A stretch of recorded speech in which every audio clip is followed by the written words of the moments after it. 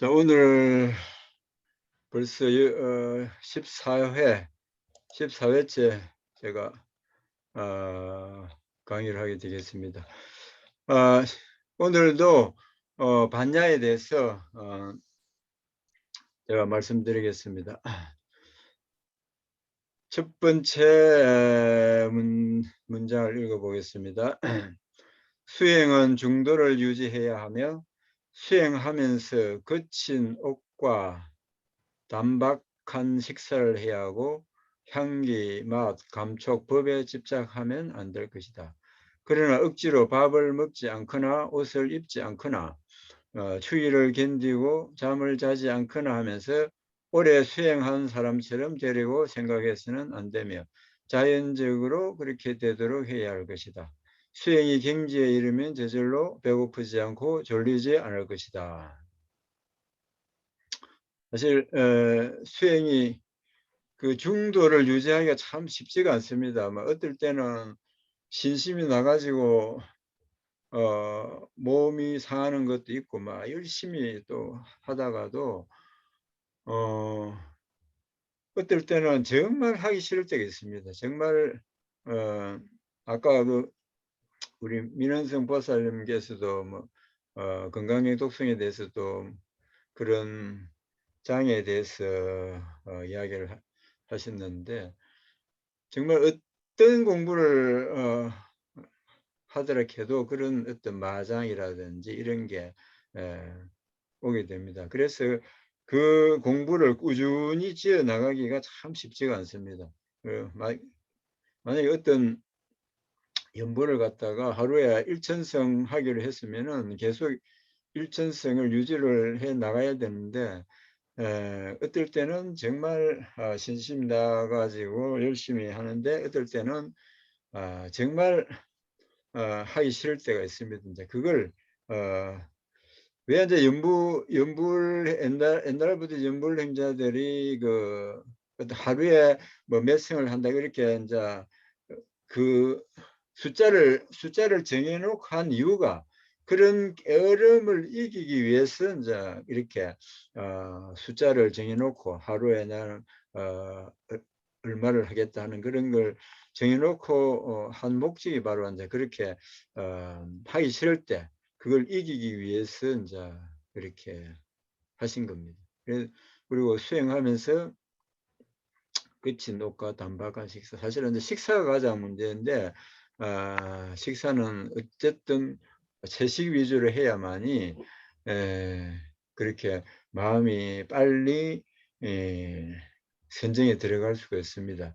그렇지 않고 만약에 육식을 많이 하다 보면은 그런 에너지가 육식을 인해서 일어나는 그런 나쁜 기운들이 우리를 선정으로 이끌지를 들어가기가 참 힘듭니다. 그렇기 때문에 단박한 식사 이렇게 식사 조절이 또 사실 수행하는데 어렵습니다.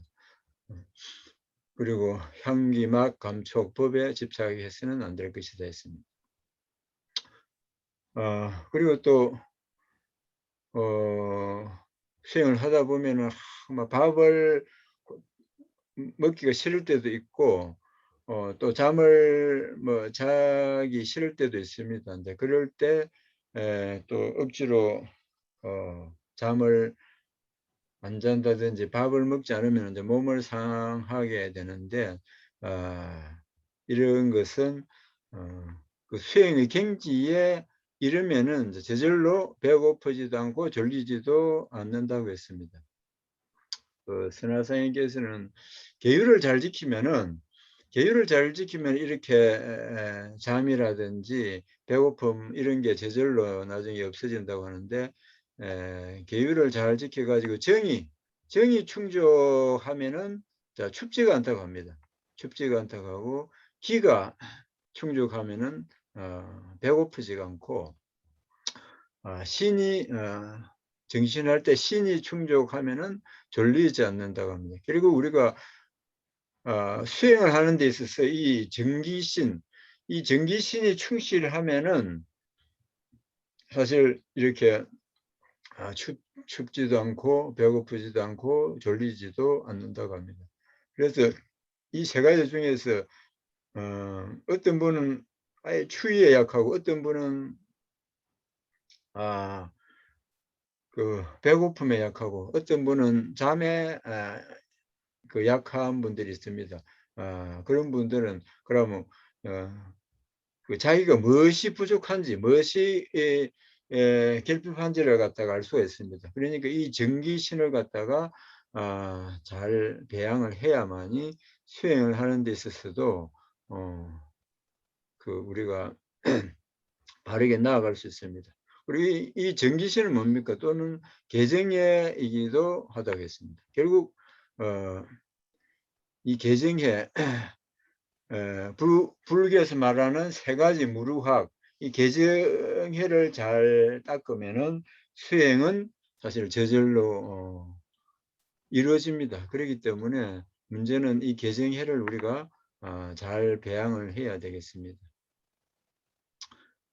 두 번째, 오늘 할 내용이 좀 너무 많아가지고 조금 빨리 하겠습니다. 두 번째는 무릇 일에 있어서 좋고 나쁨은 모두 바깥으로 드러나지 않는다. 예를 들면 병이 나도 남들이 병이 난 것을 느끼게 하면 안 된다. 마치 노 스님과 같이 스님은 비록 병이 있어도 누가 봐도 스님의 신체가 정정하다고 말하며 스님에게 병이 있다는 것을 아는 사람이 없게 한다.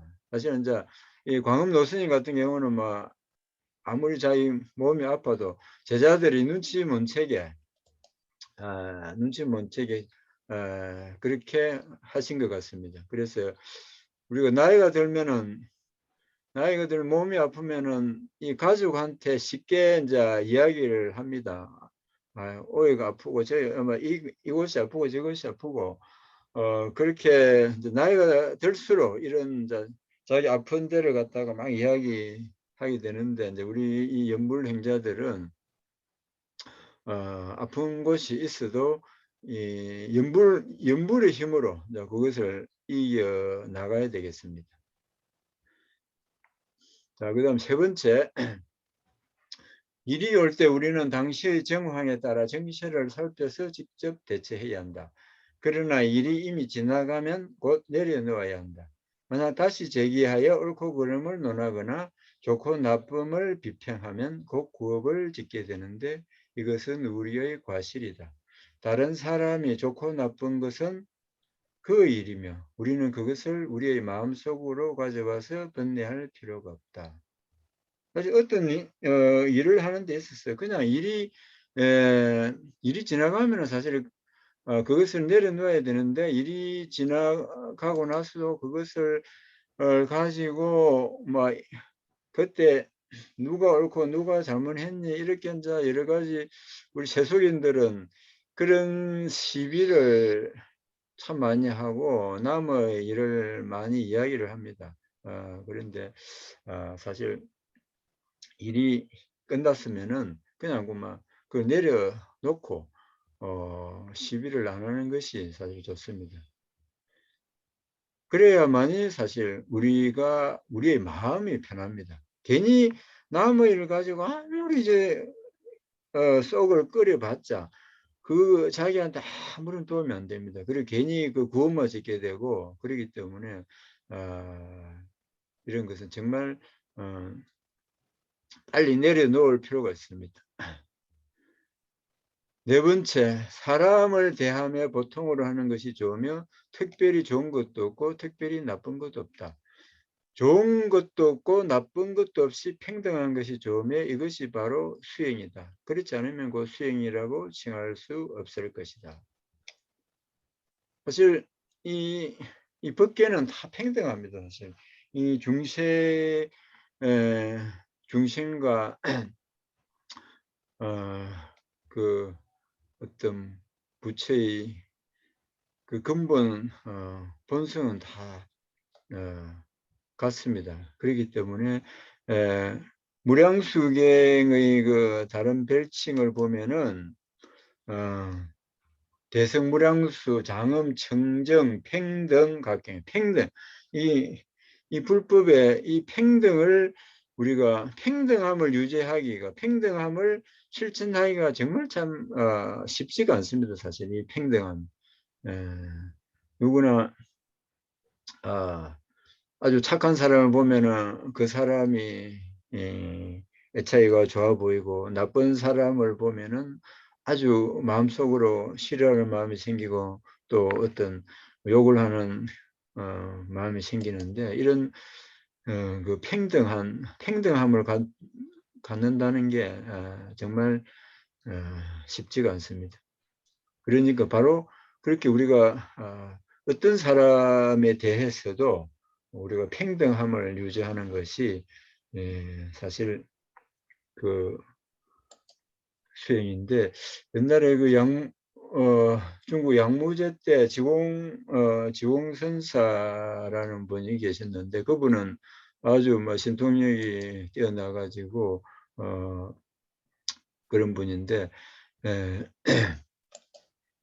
어떤 사람이 수박 장사한테 가서 이제 수박을 사려고 하니까 아주 즐겁게 하시면서 수박을 갖다가 아주 싸게 하면서 아주 친절하게 그리고 수박을 팔았는데 또 어떤 사람이 가서 수박을 사려고 하니까 아예 그 수박 장사가 수박을 안 팔려고 했어요.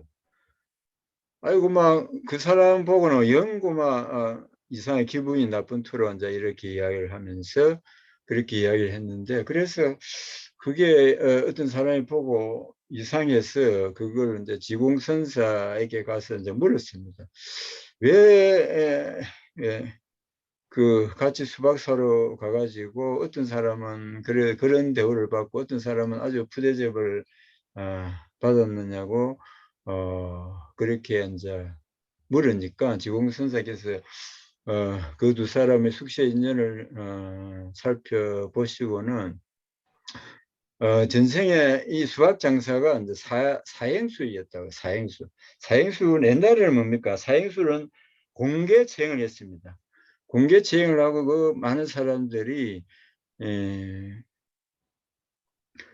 보는 앞에서 이제 체행을 하는데 친절하게 그 대접을 받은 그 사람은 아이고 참 불쌍해 하면서 어떻게 해서 저렇게 됐느냐고 하면서 아주 혼자 그 동정을 하면서 그 사행수를 불쌍하게 여기고 그렇게 이제 축원을 해주는 거예요. 좋은 세상에 가라고 이 축원을 해주겠는데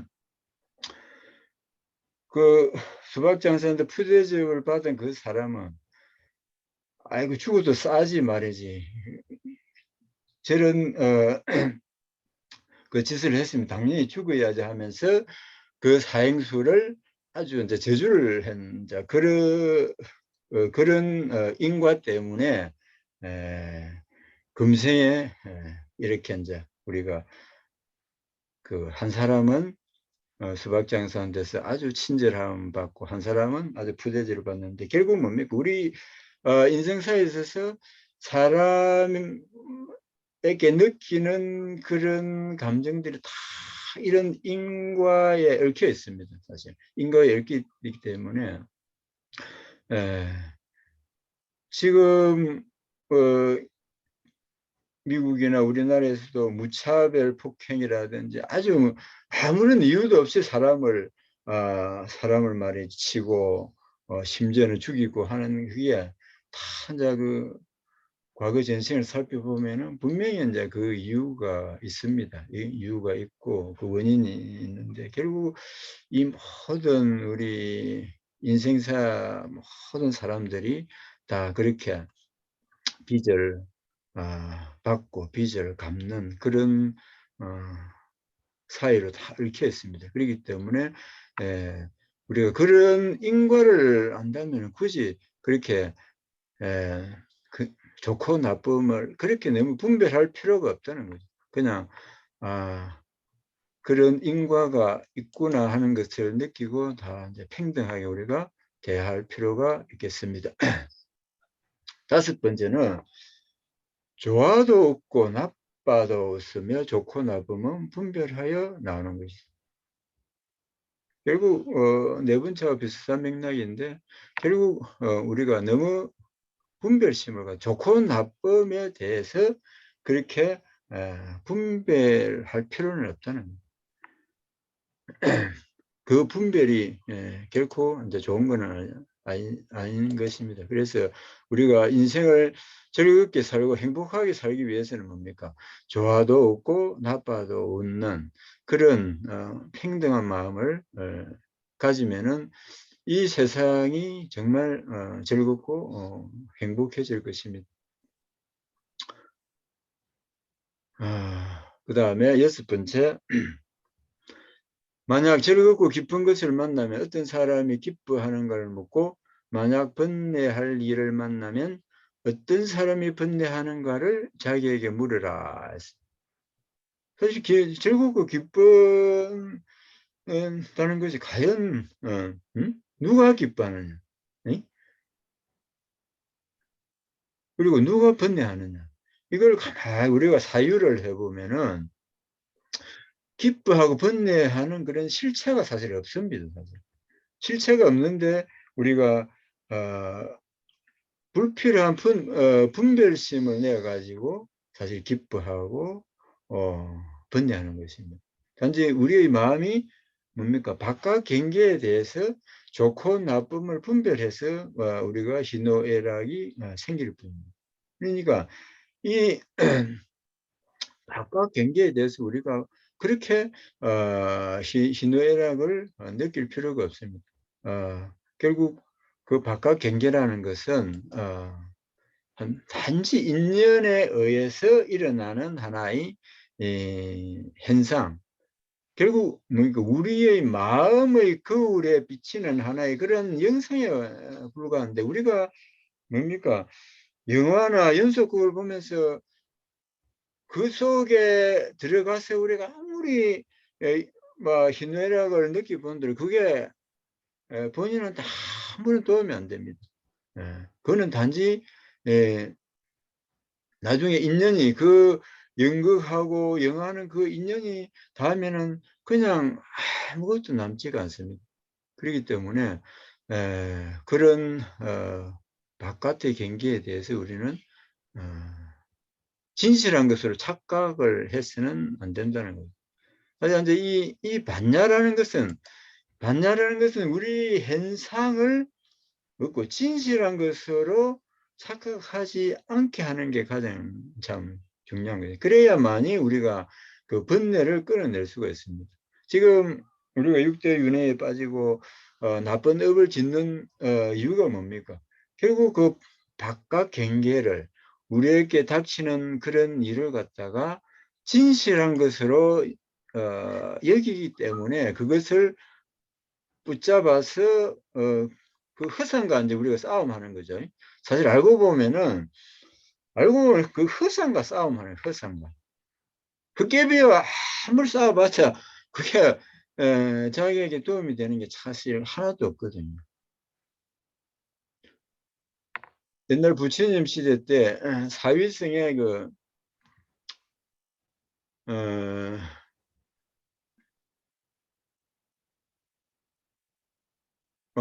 부처님 시대가 아주 부처님 아주 전에 이제 일어났던 것인데 사위성이 어떤 이제 부인이 암탉을 키웠어요.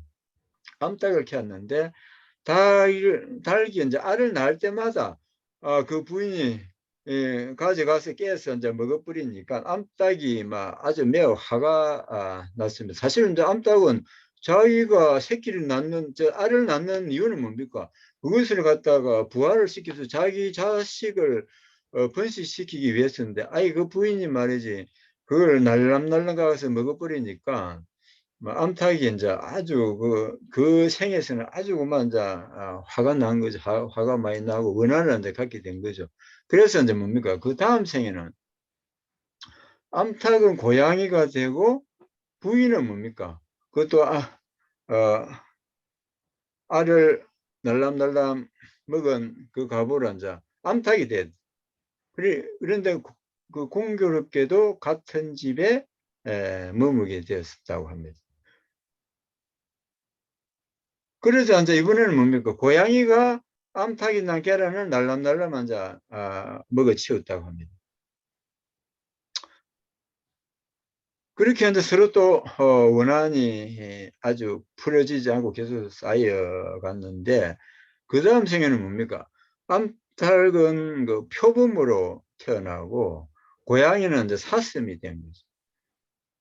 사슴이 됐는데 그런데 표범은 뭡니까? 표범은 사슴과 그 자식을 잡아먹고 이렇게 하니까 이렇게 이제 그 처음에 아주 사소한 그 인연이 아주 이제 그 큰 원한을 가진 그런 이제 사이가 됐던 거죠. 그래 계속 이제 그 원한으로 인해서 돌고 도는 그런 삶을 살게 되었는데 부처님 그 제세시에 이제 그들은 어떻게 이제 만나게 되었느냐 하면은 자, 한 사람은 이제 부인이 되었고 한 사람은 어떤 부인이 되고 한 사람은 악귀, 악마가 이제 된 거죠. 그래서 그 부인은 뭡니까? 남편과 어린 아들과 함께 그 친정에 갔다가 이제 돌아오면서 그 남편이 길가 연못에서 목욕을 할 때, 연못에서 목욕을 할 때, 그 뭡니까? 악마의 화신을 알아보고, 악기를 알아보고는 놀래가지고 아이를 안고 급히 앉아 그 부처님 계신 곳으로 이제 부처님이 슬퍼하시는 곳으로 도망을 갔습니다. 그 부인이 악기를 만나가지고 음,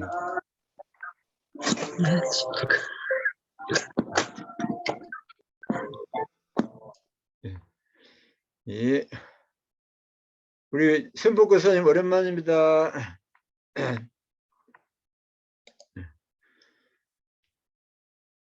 그렇게 이제 가니까 그 악기도 그 부인하고 원수가 있기 때문에 또 괴롭히기 위해서 그 부인을 따라가려고 하다가 뭡니까? 부처님 계신 곳은 다 신장들이 헌법 신장들이 다 막고 있기 때문에 이제 그렇게 부처님 계신 곳에 들어가지를 못하고 있자 부처님께서 그 악기를 들어오게 했습니다.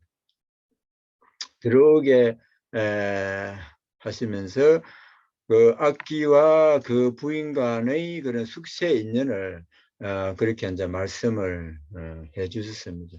왜 두 사람이 그렇게 숙세의 그 원한을 가지고 서로 죽고 죽이는 그런 삶을 살게 되었는지 참 이렇게 보면 우리가 만나는 인연에는 사실 그 실체가 없습니다. 실체가 없고 단지 뭡니까? 음력의 부림을 받는 게 음력의 부림. 그런 음력의 부림을 받아가지고 끊임없이 윤회를 하는데 그러나 우리가 아미타 부처님이 그런 불가사의한 그 불력이 아니면은 그 음력에서 벗어나기가 사실 거의 힘듭니다. 그래서 음력도 불가사의하지만 그 불력은 더 불가사의한 위신력이 있기 때문에 우리는 아미타불의 힘으로 그런 윤회의 세계에서 바로 우리가 벗어날 수가 있습니다. 그래서 모든 그 존재의 모습은 사실 인연 따라 생멸하나 사실 그 본체는 여여합니다. 이와 같이 이제 우리의 윤회의 세계는 정말로 허망한 세계임을 우리가 간파를 해야 돼요. 허망한 세계임을 간파를 해야만이 빨리 거기에서 벗어나려는 그런 마음을 냅니다. 결국 우리가 극락세계에 왕생하기 위해서는 이런 출래의 마음, 이 육도윤회에서 벗어나려는 그런 마음을 내지 않고서는 절대 극락세계에 갈 수가 없습니다. 자, 그 다음 일곱 번째. 번뇌를 만나 무슨 좋지 않은 생각이 나면 곧 아미타불에게 말한다. 또 왔구나. 또 만났구나. 아미타불을 염하면서 번뇌야 빨리 가라. 이런 일은 없어. 라고 말하면서 마음으로 마음을 다스린다. 결국 뭡니까? 우리가 번뇌가 오면은 이 남아미탑을 한 생각으로 한 마음으로 이렇게 마음을 다스려야 합니다. 우리가 연불을 하는 행자이기 때문에 결국 우리는 뭡니까? 번뇌나 나쁜 생각이나 이런 괴로움이 있을 때 항상 아미타불로서 우리가 그 마음을 사실 다스려야 될 것입니다. 여덟 번째, 몇 마디의 유머를 말하여 불법을 융화시키면 비교적 번뇌가 없어진다. 사실 우리가 일상생활에서도 뭡니까? 몇 마디의 유머는 우리의 생활을 갖다가 아주 윤택하고 이제 행복하게 만들 수가 있고, 그리고 번뇌를 갖다가 빨리 융화시켜서 없앨 수가 있습니다. 불법 수행한답시고 너무 그렇게 어떤 한 가지 법에 집착을 해가지고 자기 마음을 너무 딱딱하게 그렇게 사실 유지해서는 안 될 것 같습니다. 자, 아홉 번째, 사회의 경계는 매우 많지만 경계는 어디로부터 오는가? 우리 마음으로부터 생한다. 그대가 만약 그것을 느끼지 못하면 무슨 경계든지 존재하지 않을 것이다. 그리고 우리 인생살이에 있어서 많은 경계들이 오지만 사실 그 모든 것은 뭡니까? 우리 각자의 마음에서 이제 나오는 것이지 그것이 어떤 다른 데서 들어오는 것은 아니거든요. 그러니까 우리가 그런 경계를 보고는 그냥 그게 집착 안 하고 그것을 놔버리면은 어떤 경계도 사실 존재하지 않습니다. 그렇기 때문에 그걸 진실한 양 잡으려고 하거나 집착을 하면은 그 경계로부터 우리는 뭡니까? 나중에 큰 영향을 이제 받을 수가 있습니다. 그렇기 때문에 그런 어떤 나쁜 경계, 좋은 경계든 그것을 갖다가 우리가 빨리 놓아버려야 합니다. 열 번째는 어떻게 해야 비로소 마음이 안정될 수 있는가? 바로 무심해야 한다. 마음은 본래 머문 바가 없고 마음을 찾을 수가 없다. 마음은 원래 허공을 다하고 벗기에 두루하다 했습니다. 결국 뭡니까? 어떻게 해야 비로소 마음을 안정시킬 수 있는가? 이게 바로 이제 금강경의 그 핵심 질문이죠. 수보리 존자가 부처님께 물은 게 바로 선남자 스님, 그 안옥자르 산맥 삼보리를 바란 선남자 스님, 결국 이제 그 보살이죠. 보살은 어떻게 해야 마음을 항복시킨 그 마음을 갖다가 조목할 수 있는가, 마음을 안정시킬 수 있는가 하는 걸 물었는데 여기서 이제 금강경에 보면 어떤 그 다양한 부처님의 이제 여러 가지의 관점에서 그렇게 말씀을 하셨는데 바로 이제 여기서 광음노 스님은 무심 한마디로서 무심해야 한다는. 결국 우리 마음은 뭡니까? 우리 마음은 사실상 찾을 수가 없습니다. 본래 머문 바도 없고. 건강경에도 그렇죠. 과거심 불가득이요, 현재심 불가득이요, 미래심 불가득. 과거, 현재, 미래를 아무리 찾아봐도 우리 마음은 찾을 수가 없습니다. 그리고 금강경의 그 장엄정토분에도 나와 있듯이 이제 모든 보살 마살은 물질에 머물지 않고 마음을 내야 하고 성향미 촉법, 그러니까 소리와 향기, 맛, 감촉, 법에도 머물지 않고 마음을 내야 한다. 마땅히 머문 바가 없이 그 마음을 내야 한다. 바로 이게 이제 금강경의 핵심이죠. 이 사실 응무소지 이생기심 이 금강경에서의 핵심입니다. 우리가 어떤 일에 대해서도 어떤 경계에 대해서도 이렇게 우리가 머문 바 없이 그 마음을 내면은 우리 마음이 번뇌할 이유가 하나도 없습니다. 머문 바 없이 그 마음을 내면은. 그러니까 우리는 정말 이 무심무주 이게 참 그 불법의 핵심이라는 것을 아시고 항상 마음을 시킬 때 결국 뭡니까? 머물지 않는다는 것은 뭡니까? 머물지 않는다는 것은 그 마음을 집착하지 않는다는 것이거든. 집착하지 않는 것이고 어떤 그런 집착을 놓는 것을 이야기하는 것입니다. 그것이 바로 이제 공이죠. 공을 다른 말로 하면은 집착하지 않는 것입니다. 그 다음에 11번째 정좌는 사실 마음을 고요히 하고 몸을 바르게 하여 앉는 것을 정좌라 하죠. 정좌는 색상이 없음에 앉으며 고요함에 빠지는 것이 아니다. 일체의 모습을 떠나고 마음은 집착하는 바가 없는 것이 비로소 정좌의 의미다. 이러한 청정한 공함과 색상이 없는 가운데서 행주자와의 아무것도 집착하지 않는 법을 찾으며 마음은 탐하고 연연하며 애착하는 것이 없어야 비로소 생사를 벗어나 해탈의 길로 들어간다. 자, 이건 또 어떻게 보면은 위에 그 무심을 갖다가 또 다시 그 설명하신 말씀이라고 볼 수 있습니다. 결국 뭡니까? 어, 어, 어, 일체의 행성은 다 그 허망해야 되지. 허망하다고 했죠, 건강에. 그러니까 결국은 뭡니까? 모든 상이 아님을 보면은, 모든 상을 보면서 그 속에서 상이 아님을 봐야만 비로소 우리가 열애를 본다고 했습니다. 그와 같이 뭡니까? 우리는 어떤 그 색상이 없는 그런 행상에 우리가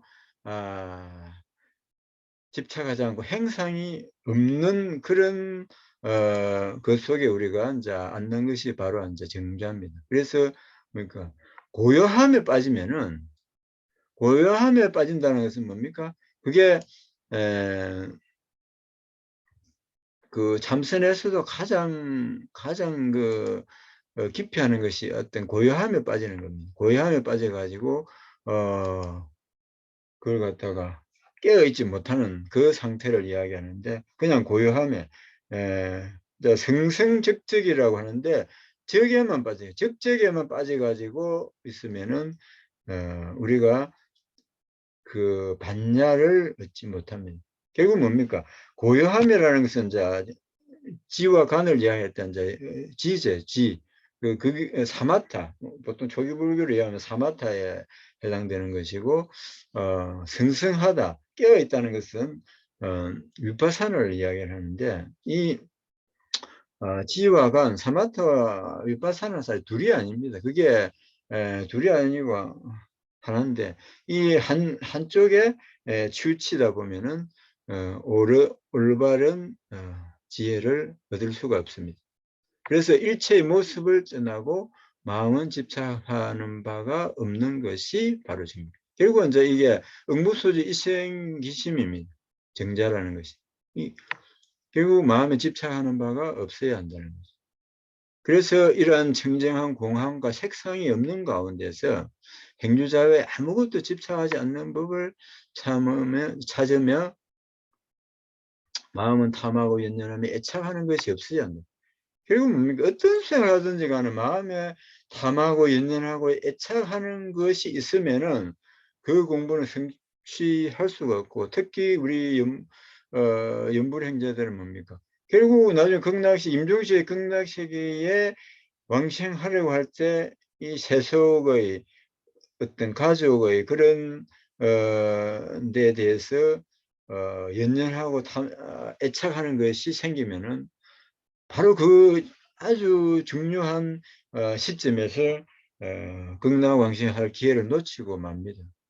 그렇기 때문에 이게 우리 연불하는 행자로서는 정말 중요한 마음 문구인데, 마음은 탐하고 연연하며 애착하는 것이 없어야만이 우리가 극락왕생할 수 있는. 우리에게는 뭡니까? 해탈의 길은 바로 극락왕생의 길입니다. 극락왕생의 길이기 때문에 어떤 수행을 하든지 간에 이런 탐착심이 이제 없어야 합니다. 그리고 또 이제 금강경에도 나오죠. 계속 이제 제가 금강경을 잘 언급하는 이유가, 금강경은 바로 이 반야를 집중적으로 설명하신 경이기 때문에, 반야하면 이 금강반야 바라밀경을 떠날 수가 없습니다. 그래서 이제 금강경을 우리가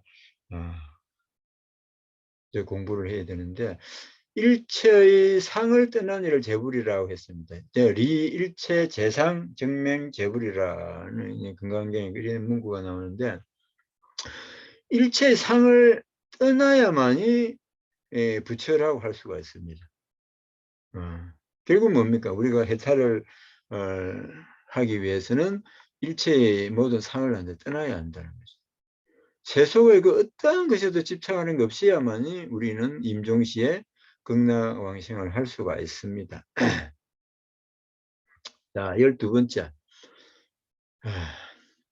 어떤 사람이 물었다. 무엇이 공입니까? 하고 노스님이 답하시기를, 간파하는 것이 바로 공이다. 자, 공이라는 것은 뭡니까? 공이라는 아까 조금 전에도 집착하지 않는 것이라고 했는데, 간파를 해. 이 인생의 실상을 간파를 해야 놓을 수 있습니다. 간파하지 못하고는 이게 사실 쉽게 놓을 수가 없어요. 네? 그렇기 때문에 이 우리의 인생의 실상을 갖다가 간파를 해야만이 놓을 수 있기 때문에, 여기서 노스님도 간파하는 것이 중요하다. 간파하는 것이 바로 공이라고 하는 말씀은 바로 이 간파해야 놓을 수가 있다는 거예요. 이게 놓아버리면 바로 해탈입니다, 사실. 놓아버리면 아주 자유롭죠. 그러니까 우리가 인생의 실상을 갖다가 정말 간파하는 거. 결국 뭡니까? 공을 체득하는 것이 바로 간파하는 겁니다. 자, 그 다음에 13번째. 어떤 스님이 마음이 번뇌하며 즐겁지 않았으며 마침내 객실의 일이 있어 스님이 거주하는 방에 들어가게 되었다. 노스님이 곧 그 스님에게 말하였다. 금강경에서 이르시기를, 만약 색상으로 나를 보려고 하거나 음성으로 나를 구하면 이 사람은 삿된 도를 행하는 것이며 열애를 볼 수 없다. 의문으로 하면은 야기식계나 이 음성과 시인 행사도 불능견 열애라고 하였는데, 그대가 해석해 봐라 하고 하니까 그 스님은 말없이 응대를 그렇게 말없이 응대를 하였다. 그러니까 그 답을 못하고 하니까 노스님 옆에 있던 전모 스님에게 해설하게 하니, 전모 스님이 말하였다. 만약 어떤 사람이 좋은 말과 나쁜 말에서 분별을 일으키거나 행상이나 색상에서 선인, 악인, 좋은 일, 나쁜 일이라는 분별을 하여 미워하고 사랑하는 집착을 일으킨다면, 이러한 분별과 집착의 업식과 섭기로서는 열애의 청정한 해탈의 경계에 들어갈 방법이 없습니다 하고 이제 답을 했죠. 그리고 이제 이게 우리가 인생을 살면서 그렇게 행상이나 색상 이런 것을 보고, 그리고 뭐 좋은 말 나쁜 말에 그런 분별을 일으켜 가지고 마음속에서 분노심을 일으킨다거나 사랑하고 미워하는 그런 집착을 일으킨다면 이미 그는 이 도하고 앉아 멀어지는 것입니다. 그리고 뭡니까? 우리가 수행을 하는 과정에서도 우리가 선정 속에 어떤 사람은 선정 속에서 막 부처님의 행상을 보게 된다거나, 또 어떤 소리를 듣게 된다거나 그런 경우가 있어요. 이제 선정 속에서. 그래가지고 그걸 자칫 그런 행상과 선정 속에 나타나는 행상과 소리에 집착을 해가지고 그것을 붙잡으려고 하다 보면은 나가 그 사람의 마음에 들어갈 수가 있습니다. 이게 참 위험한데, 이 수행하면서 이런 경우가 아주 많습니다. 또 실제로 이런 분들이 선지식으로 하면서 막 사람을 속이고 이래 하는데, 이게 정말 참 중요한데, 우리가 수행을 하는 과정에서 그런 부처님의 행상으로 나타나거나 부처님이라고 하면서 소리로서 유혹할 때는 분명히 그 우리가 잘 사유를 해봐야 돼. 그걸 이제 부처님의 그럴 경우는 뭡니까? 반드시 이제 선지식의 이 자문을 이제 구해서 해야지. 자칫하면은 그게 마의 근속이 될 수가 있습니다. 그렇기 때문에 아주 이게 이제 중요한데, 우리가 인생을 살아가는 데 있어서도 그렇게 행상이나 소리에 이렇게 분별과 집착을 하지 않아야 되는 우리가 하나의 생활의 지혜고, 그러나 수행에 있어서도 이런 그런 소리와 행상에 그 집착을 해서 자칫하면은 마의 세계로 들어갈 수 있기 때문에 정말 우리가 수행을 연부를 하면서 그런 경계가 나타날 때는 항상 그것이 바른 경계인지 삿된 경계인지 그것을 갖다가 선지식을 찾아가서 물어봐야 합니다. 자, 오늘은 사실 막 13항목까지 아주 참 오늘은 최고로 우리가 많이 공부를 한 것 같은데, 왜냐하면 반야는 정말 우리가 중요한 하나의 항목이기 때문에 우리가 모든 수행이고 육바라밀이 다 이 반야를 얻기 위해서, 반야를 통해서 우리가 해탈의 길로 들어가고 행복의 길로 들어가기 위함이기 때문에 이 반야는 아무리 중요하다고 강조해도 사실 지나치지가 않습니다. 그렇기 때문에 이 반야에 대해서 우리가 잘 파악하고 있어야 나중에 수행 과정에서 길을 잘못 잃지 않습니다. 자, 오늘은 제 강의는 여기까지 하고 오늘 강의 중에서 질문하실 분은 질문하시기 바랍니다.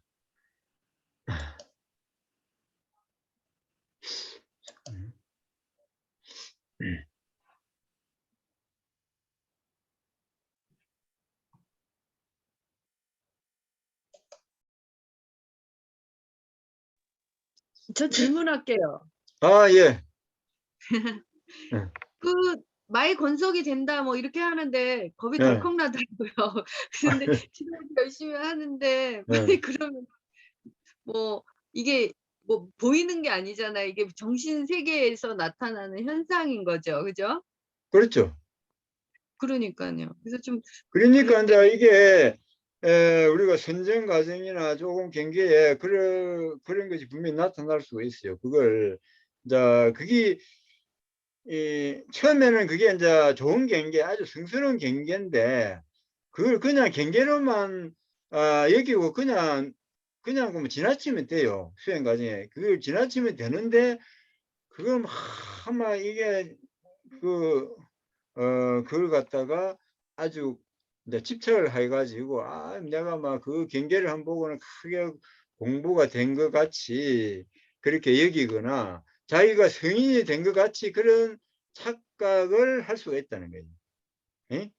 그거는 하나의 과정인데, 그걸 갖다가 자기가 아주 공부가 많이 된 것 같이 아주 막 자기가 꼭 성인이 된 것 같은 그런 착각을 해가지고 결국 그걸 통해서 사람들 중심을 속이는 거예요. 내가 말이지 도인네 하고 앉아 사람을 속이는 거예요. 그러면 뭡니까? 결국 그것이 바로 이제 같이 이 마의 세계로 들어가서 나중에 같이 지옥으로 떨어질 수가 있다는 거죠. 마침 이제 그 수행 과정에서 그런 것을 이제 구별을 못하면은 이제 위험하다는 거예요. 사실 실제로 그런 분들이 많아요, 지금. 그래가지고 자기가 막 아주 막 공부가 된 것 같이 그런데 사실 그건 하나의 그 어떤 공부하는 과정에서 나타나는 하나의 경계일 뿐인데 그것을 자기가 도를 깨쳤다고 생각하는 거지. 도를 깨쳤다고 생각하는데 그거는 도를 깨친 것이 아니고 단지 좋은 경계를 한번 봤다. 이제 그렇게 여기고 계속 그 정진을 하시면 돼요. 하시면 되는데 이제 그걸 갖다가 그러니까 정신이 이상해지는 거는 아니네요. 그러니까 자기가 뭘 뭔가 알았다 이렇게 아상이 높아지는 거지 뭐 왜 이렇게 헛소리하고 뭐 귀신 다른 영혼이 들어가서 뭐 어떻게 작용하는 것은 아니고 이제 마의 권속이 된다는 거는 옳지 않은 것을 옳다, 자기가 잘났다 뭐 이런 식으로 하는 게 이제 마의 권속인 거지 어떻게 뭐 올 예, 그렇지. 예, 그런 게 아니 경계에만 집착을 안 하면은 그걸 그냥 좋은 경계 한번 왔구나. 그래요. 막 한심히 난 더 열심히 정진을 하면 되는데 그걸 갖다가 막 내가 막 진짜 이제 도인이 다 된 것 같이 그렇게 집착을 한다는 거지. 이제 그러면은 이제 그에 알아들었어요. 맞는 마가 그 사람의 마음에 들어온다는 거지. 그래가지고 그 사람 그 마가 이미 이제 몸에 들어오면은 이제 그 마의 조정을 받게 되는 거예요. 예? 그게 이제 중요해. 그리고 실제로 지금 현실 생활에서도 뭐 어떤 사람은 뭐 약간 정신이 간 사람은 이상한 소리를 듣고 뭐 어떻게 해석해서 그렇게 한다고 그런 사례가 많지 않습니까? 실제 현실 생활에서도 그렇게 정신이 이상한 사람들이 그런 소리를 듣고 마음에 그 자기 마음에서 나는 소리인데 그게 결국 뭡니까? 자기 업장, 자기 마음속에 그 마가 일으키는 말인데도 이제 그걸 갖다가 진짜로 착각을 한다는 거예요. 그래가지고 왜 정신이 이상하게 되냐면 그런 그걸 갖다가 진짜로 착각을 하기 때문에 정신이 이상이 되는 거죠. 그래가지고 참 다 막 안 좋은 행위를 하고 그렇게 되는 거죠. 또 질문하십시오. 감사합니다. 네. 목사님, 네. 저는 9번은 아예 이해가 안 돼요. 9번? 네, 우리의 마음으로부터 생한다. 그대가 만약 그것을 느끼지 못하면 무슨 경계든지 존재하지 않을 것이다. 그러니까 이제 경계는 뭡니까? 경계는 어디로부터 옵니까? 외부로부터 경계는 들어와요. 결국은 이제 우리 마음에서 생하는 것이지, 네, 결국 뭡니까? 바깥의 경계도 우리가 마음으로 느끼지 않으면은 자기 마음에서 그 경계를 느끼지 못하면 존재하지 않는 것과 같은 거지. 왜냐?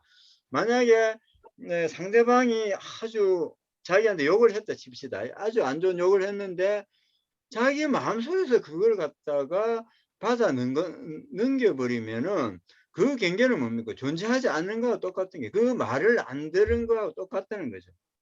그리고 뭐 어떤 바깥 경계 아주 좋은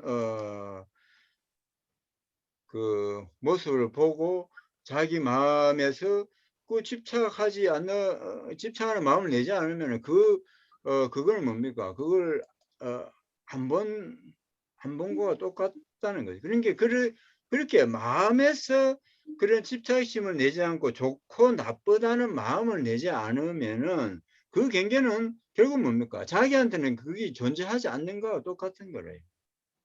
네, 감사합니다. 알겠습니까? 예, 네, 말하자면 네. 법사님 말하자면 머물지 않으면 그러니까 이제 머물지 이제 이게 굉장히 이제 번역을 머물지 않는다. 머물지 않는 것 자체가 뭡니까? 우리 쉽게 하면은 집착하지 않는 거예요. 진짜 네, 애착하지 않고 분별심을 내지 않는 게 분별심. 네. 분별심을 내지 않고 집착하지 않는 것이 바로 머물지 않는 것이에요. 네. 예. 법사님, 예.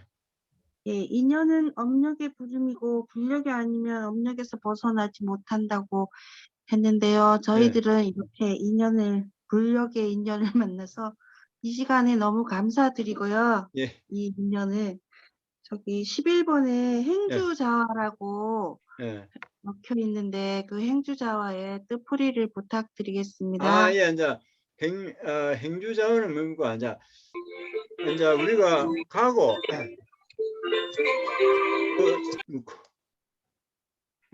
연불 소리 꺼주세요. 행주자원은 뭡니까? 행주자원은 우리가 이제 우리가 생활하는 가정의 모든 것을 행주자원이라고 4글자로 표현했는데, 이제 우리가 움직이는 것을 행이라고 하고, 주는 그냥 우리가 뭘 머물 때, 정지하고 할 때, 그 다음에 좌는 앉아 있는 것을 이야기하고, 와는 이제 잠자는 것을 이야기해요. 그러니까 우리가 24시간 24시간 우리가 모든 일상생활 모든 것을 이제 행주자와의 네 글자로 이제 표현한 거죠. 그러니까 이제 우리가 24시간 하루 24시간을 보면은 뭐 그러니까 일을 하고 또 식사를 하고 뭐 그냥 쉬기도 하고 잠을 자기도 하는 그 모든 과정에서 이제 그렇게 집착을 하지 말라는 거죠. 네, 이해가 됐습니까? 감사합니다. 알겠습니다. 예. 또 질문이 없습니까?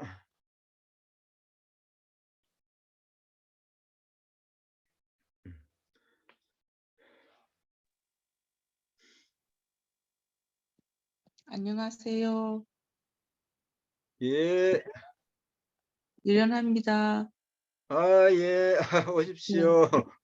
그, 질문하러 나타나셨습니까? 아니, 쭉 듣고 있었는데요. 예. 저기 깨달은 사람과 뭐, 사기꾼이랍니까? 뭐 어떻게 우리가 구별할 수 있는 좀, 우리가 사실 잘 모르니까 그렇죠. 그분들이 사실 우리가 깨달았다고 하면 우리는 깨달은 줄 알고 있거든요. 예, 근데 그렇죠. 우리가 좀 알 수 있는 어떤 간단한 어떤 그런 좀 가르침을 주십시오. 그래 사실은 이제 법을 간택하는 법을 그렇게 우리가 사실 뭡니까 정법이냐 사법이냐를 우리가 간택하는 택법안이라 하는데 그 택법안을 갖추는 것은 사실 하루아침에 되는 것이 아니고 자, 가장 좋기로는 뭡니까? 가장 좋기로는 능음경을 연구하면은 그 택법안이 생겨요. 능음경을 연구하면 이제 택법안이 생기는데 사실 뭐 어떤 선지식은 우리가 일반적으로 말하는 술 마시고 이리 한 분 중에도 선지식이 분명히 있고 그러니까 참 그게 어려워요. 중국에도 아니 말이지 그 생활하는 것은 분명히 뭐 그냥 개도 안 지키고 그렇게 함부로 사는데 나중에 보면은 큰 도인이었던 분도 있고 하기 때문에 참 우리 범부의 눈으로서 그것을 구분하기가 참 힘이 들어요. 힘이 드는데 어쨌든 뭡니까 그 사람의 겉모습을 보지 말고 그 사람의 어떤 자 만약에 뭐 서로 어떤 불법으로서 서로 이제 그런 그 경계를 갖다가 점검해 볼 필요가 있다는. 그렇게 하려면 자기 공부가 안 되면은 절대로 그게 택법안이 생길 수가 없어요. 택법이 생길 수 없는데 가장 간단하게 볼 수 있는 것이 뭡니까? 선화상인께서도 뭐 보통 말씀하시다시피 자칭 도인이 재물을 좋아하는지 재물과 여자의 얼마나 단박하고 얼마나 거한지 그걸 이제 전체를 보면은 그 사람이 정말 옳은 선지식인가 선지식 아닌가를 알 수가 있어요. 다 우리 사회적으로 무리를 일으킨 가짜 사이비는 다 보면은 나중에 보면은 재물과 여자에 다 빠져가지고 그런 문제를 일으키는 경우가 거의 99%라고 보면 될 겁니다. 그렇기 때문에 이제 그런 면에서 우리가 근데 참 이게 그걸 참 구별하기가 쉽지가 않고 또 이제 그런 것도 있어. 또 그 사람과 인연도 있어요. 그 사람과 인연이 있어가지고 어떤 거기서 또 헤어나지 못하는 경우도 있기 때문에 그러나 우리가 이제 불법을 공부하는 사람이 있어서 냉정한 눈으로 그 사람을 판단해 되는데 이제 그래서 뭡니까? 말법 시대에 그런 가짜 선지식을 구분해 내기 위해서 부처님께서 능은경에 마지막에 그 50변마장을 갖다가 설하신 이유가 바로 거기라. 50변마장을 읽어보면 자 거기서 우리가 진짜와 가짜를 구분해낼 수가 있는 눈이 생깁니다. 그렇기 때문에 50변마장을 잘 읽어보시면은 알 수가 있습니다.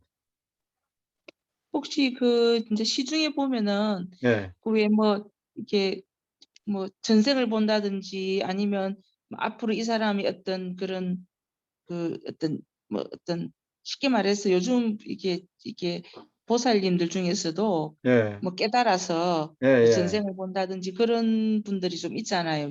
예, 그래갖고 예, 많은 사람을 현혹하고 이러는데 예, 예. 법사님이 보실 때는 정말로 그렇게 그런 눈이 열려도 예. 이게 우리 대중들한테 그렇게 말을 하면 그게 사법 아닌가요? 그러니까 이제 그걸 신통력을 자기의 이익을 위해서 신통력을 사용하면 그거는 사법이라 사실은 그런 걸 부처님이 허락을 안 하셨어요. 그러나 이제 정말 중생을 위해서 그것을 사용할 경우는 또 허용을 하셨는데 마침 신통력이 있는 것은 귀신이 붙어도 사실 신통력이 좀 있어요. 귀신이 이제 힘 있는 귀신이 붙으면은 그 귀신의 힘으로 사실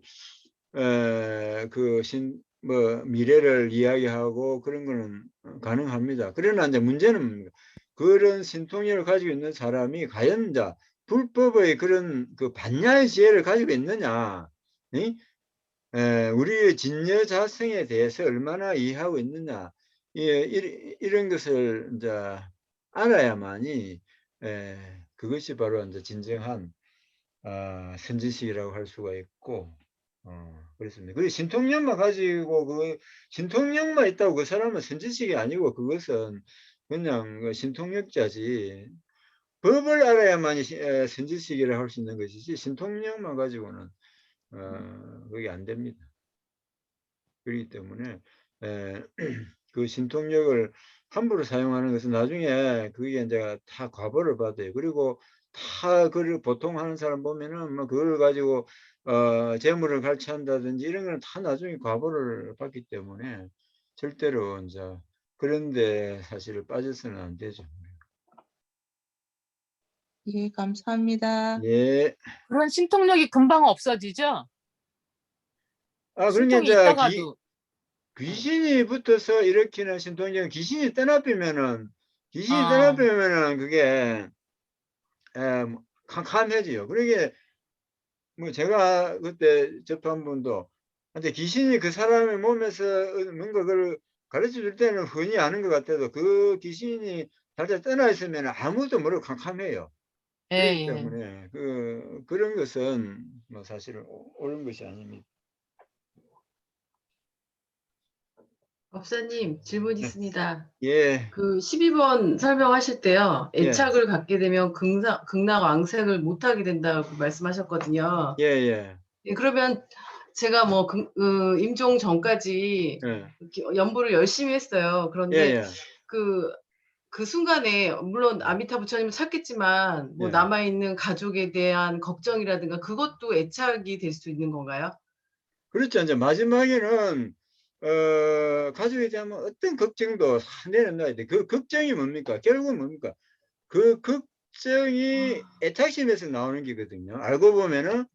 그렇기 때문에 그 걱정마저도 다 내려놔야 되는 거예요. 그래야만이 훌훌 털고 날아갈 수 있지. 아니 우리 밑에 돌멩이를 하나 달면은 뭡니까? 우리가 공중으로 날리기 힘들듯이 뭔가 그 걱정도 결국 뭡니까? 이제 집착이 좀 옅은 것을 우리가 걱정이라고 하는데 걱정 자체가 사실 임종시에는 절대로 해서는 안 되는 것입니다. 그렇기 때문에 그럼 어떻게 왜냐면은 보면요, 예. 예. 수행을 열심히 했다. 예. 한평생 열심히 연부를 하고 수행을 했지만 예. 만약 임종시에요. 제가 뭐 예. 남아있는 자식이라든가 뭐 가족에 대한 예. 그 애착심을 갖고 있다면 결국은 그런 평생한 수행이 잘 된다라고 볼 수가 없겠네요. 아, 그렇죠. 그래가지고 실제로 뭐 몇십 년 연불 수행을 하신 분들도 나중에 임종시에 그런 걱정이나 가족에 대한 애착 때문에 극락왕생을 못한 경우가 간간히 있어요. 간간히 있고 또 갑자기 임종시에 자기 그 업장이 나타나 가지고 연부를 못하게 하는 경우도 있어요. 예? 근데 그럴 경우에 또 이제 그런 경우는 뭐냐 하면은 사실 인연이 안 좋으면은 뭐 친한 가족 중에서도 아이고 뭐 갑자기 그 어떤 자기가 지금 임종 직전인데 확 맞서 막 그 어떤 존엄연부를 방해한다든지 막 걱정을 끼쳐드리게 하는 그게 바로 뭡니까? 업장이 찾아온 거거든요. 업장은 뭡니까? 우리를 좋은 곳으로 못 가게 합니다. 그렇기 때문에 이제 그런 것을 참 조심해야 돼요. 그러니까 절대로 가족이 임종시에는 그 가족은 좀 떨어져 있는 게 좋아요. 왜냐하면 가족은 항상 애착심 때문에 그 어떤 존엄 연부를 방해하고 자기 본인이 연부라는 것을 이제 방해할 경우가 많기 때문에 가족은 사실 좀 진짜 임종 직전에는 조금 떨어져 있는 것도 존엄 연부를 안 하는 가족들은 떨어져 있을 필요가 있습니다. 네, 감사합니다. 네.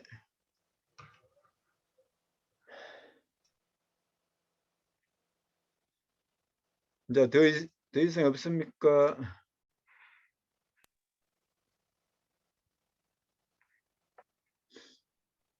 그러면은 자유 토론으로 넘어가야 되겠네요. 예, 오늘 새로 오신 분